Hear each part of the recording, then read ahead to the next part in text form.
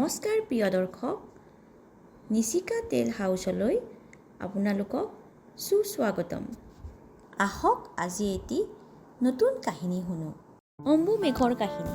বহুত বছৰ আগত যেতিয়া পৃথিৱীত মানুহে গছৰ ছাঁত শুইছিলে, হাবি বননিৰ মাজেৰে নদীবোৰ গীত গাই বৈ আছিলে আৰু আকাশত দেৱতাৰ কাহিনী লিখা হৈছিলে, সেই সময়ত উজ্জ্বল মেঘৰ পৰিয়ালত এটি সৰু মেঘে জন্ম লৈছিল। তাৰ নাম আছিল অম্বু। অম্বু সি আনতকৈ অলপ বেলেগ আছিল।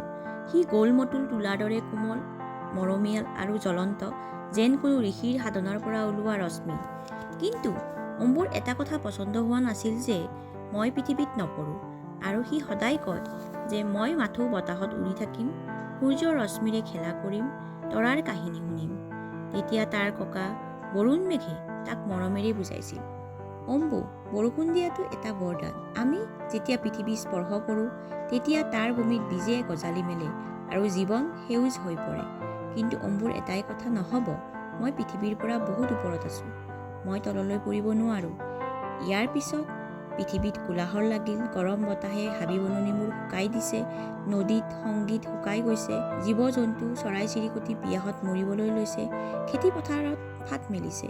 সেই সময়ত অম্বুৱে মন কৰিলে, এজনী মৰম লগা ছোৱালীয়ে মাটিৰ পাত্ৰ লৈ বৰষুণৰ আশাত আকাশলৈ চাই আছিল। তাইৰ নাম আছিল তনয়া। তাইৰ ওচৰতে তাইৰ মৰমৰ কুকুৰটোৱেও আকাশলৈ চাই আছিল। সূৰ্যদেৱে আকাশলৈ চাই ক'লে, এতিয়া এটি মেঘৰ দৰকাৰ, যি পৃথিৱীলৈ বৰষুণ নমাই আনিব। বাকী সকলো মেঘে নিজৰ কৰ্তব্য পালন কৰি গৈছে, এতিয়া অকল অম্বুৱে আছিল চুপচাপ।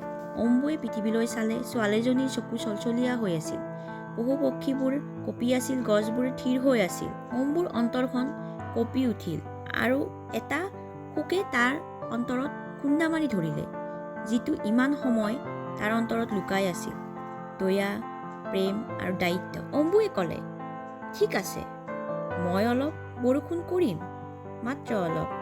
যি মেঘে বৰষিবলৈ মান্তি হোৱা নাছিল, এতিয়া সেই মেঘে টপ-টপকৈ বৰষিবলৈ ধৰিলে। গছৰ পাতবোৰত নৃত্য কৰিবলৈ ধৰিলে, মাটিত জীৱন ভৰিবলৈ ধৰিলে আৰু বীজবোৰ জাগিবলৈ ধৰিলে।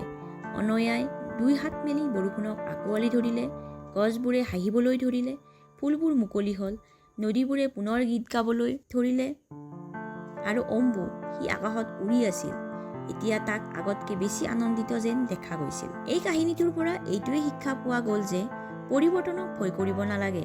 ই মানুহৰ জীৱনক আগুৱাই যোৱাত সহায় কৰে, আৰু আনক সহায় কৰাটো আটাইতকৈ ডাঙৰ ধৰ্ম।